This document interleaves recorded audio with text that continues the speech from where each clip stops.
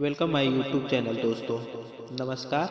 आप कैसे हो? उम्मीद है काफ़ी अच्छे होंगे। दोस्तों, आज की कहानी है सुंदरता का सही मतलब। सुंदरता क्या है? कहानी जो समझाए सुंदरता का सही मतलब। ये कहानी है ऐसी लड़की की कि जो लोग काफ़ी लोगों को जजमेंट करती थी और सिर्फ उन्हीं लोगों के आसपास रहना चाहती थी जो शारीरिक रूप से आकर्षक हो। अक्सर ये देखा जाता है। दोस्तों, मैं बता दूं, आज इस कहानी में मैं पूरा दूध का दूध और पानी का पानी कर दूंगा। कहानी छोड़ के आप कहीं मत जाइएगा और आप नए हैं तो चैनल को सब्सक्राइब जरूर कर लीजिएगा। एक ऐसी कहानी, उस लड़की के माता पिता उसे बहुत जजमेंट होने के लिए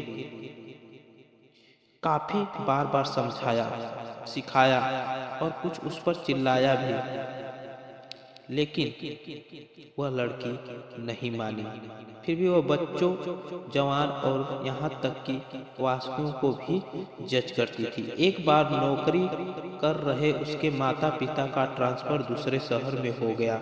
उन्होंने घर ढूंढना शुरू कर दिया। कुछ घर देखने के बाद माँ के मन में एक अदृश्य विचार आया। उन्होंने दो घरों को फाइनल किया और आखिरी निर्णय लेने के लिए अपनी बेटी को कहा। वे उसे एक के बाद एक दोनों घरों को देखने के लिए लेकर गए। माता पिता अपने लड़की को दोनों घर देखने के लिए लेकर गए। एक घर को खूबसूरती से सजाया गया था। जो पहला घर था वो खूबसूरती से उसको सजाया गया था और बाहर से इतना आकर्षक और सुंदर दिखता था। दूसरा इतना अच्छा नहीं था और साधारण सफेद पेंट और लकड़ी के गेट की संरचना के साधारण साथ में दिखता था। हालांकि जब लड़की को बाहर से सुंदर दिख रहे घर के अंदर ले जाया गया तो माहौल बिल्कुल अलग था। बड़ा सुंदर घर अंदर से बर्बाद दिखता था। उसका कंस्ट्रक्शन काफी पुराना लग रहा था। बदबूदार और अंधेरे कमरे, दीवारें क्षतिग्रस्त थी, छत टपक रही और शौचालय दागदार और गंदे थे और फर्श इधर उधर से टूटा हुआ था और प्राकृतिक प्रकाश का लगभग कोई स्रोत नहीं था। इसके अलावा घर में चार कमरों में केवल एक शौचालय था। दीवार के अंदर कोई अलमारी नहीं थी। ड्राइंग रूम बहुत बड़ा था और कमरे छोटे थे। हवा के आउटलेट और खिड़कियां सीमित थी।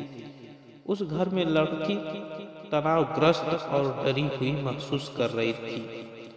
अब बारी थी दूसरे घर को अंदर से देखने की। जब उसे साधारण पुराने दिखाने वाले घर के अंदर ले जाया गया तो उसने देखा कि उस घर को बड़े साफ सफाई से रखा गया था और अच्छी तरह से मैटिंग रखा गया था। अच्छी लकड़ी के फर्श, डिजाइन मैट, पेंटिंग, फर्नीचर, खुशबू, साफ शौचालय, अच्छी बिजली और कांच से शॉपिंग के साथ कोई भी मंत्रमुग्ध हो जाए ऐसी घर की सुंदरता थी। घर में प्रत्येक कमरे के लिए संलग्न शौचालय थे। कमरे अनुपातित आकार के थे और कई खिड़कियां होने के कारण क्लास्ट्रोफोबिक महसूस नहीं होता था। उसमें बहुत अच्छा लग रहा था, आनंद मिल रहा था। माँ ने पूछा, तो बेटा कौन सा घर अच्छा है? आपका कौन सा घर चुनोगी?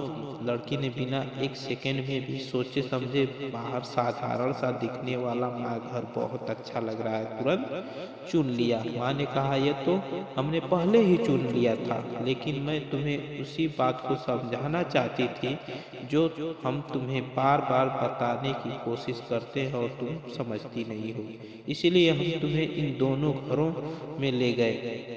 बाहर से आप या कोई भी उस दूसरे घर की प्रशंसा करेगा और इसे आसानी से अनदेखा कर देगा। हालांकि जब किसी को वास्तव में वर्षों तक घर में रहना पड़ता है तो वह अंदर जाते हैं, सब कुछ देखते हैं और बाहरी दिखावट अब ज्यादा मायने नहीं रखती है। दरअसल तुमने भी अपने आराम को देखकर और अंदर की हकीकत जानने के बाद बेहतर दिखने वाले घर को ठुकरा दिया था और स्थान जहाँ तुम वर्षों तक रहोगे। इसी तरह हमारी इंद्रियां दुनिया के साथ बातचीत करती हैं। हम अच्छी दिखने वाली चीजों और लोगों को मंत्रमुग्ध महसूस करते हैं। वे हमारी इंद्रियों को आकर्षित करते हैं। हालांकि इंद्रियों की उत्तेजना हमारे जीवन नहीं है। हमें सही विकल्प चुनने के लिए गहराई में देखना पड़ता है, गहराई तक जाना पड़ता है। यदि हम सुंदरता के पीछे पड़े रहे हैं और दिखावे के आधार पर किसी का मूल्यांकन कर रहे हैं, तो यह स्पष्ट रूप से हमारा गलत निर्णय है, जो लंबे समय में हमारे लिए नुकसान का कारण बन सकता है। लोगों को आंकने से पहले उनकी गहराइयों को समझें, नहीं तो लंबे समय में आपको निराशा या पछतावा ही मिलेगा। इस सीख को जीवन भर दोस्तों याद रखना। अगर आप भी हमारे चैनल में नए हैं तो हमारे चैनल को सब्सक्राइब कर लीजिएगा। इस तरह की वीडियो देखने के लिए बेल का आइकन ऑल पर सेट कर लीजिएगा। तो दोस्तों, कभी भी सुंदरता को पाने से पहले उसको गहराई तक जरूर देखिएगा। तो आज की कहानी यहीं तक रहेगी और जाने के लिए हमें आज्ञा दें, और जहाँ भी रहें आप खुश रहें और सबको खुश रखें। जय हिंद।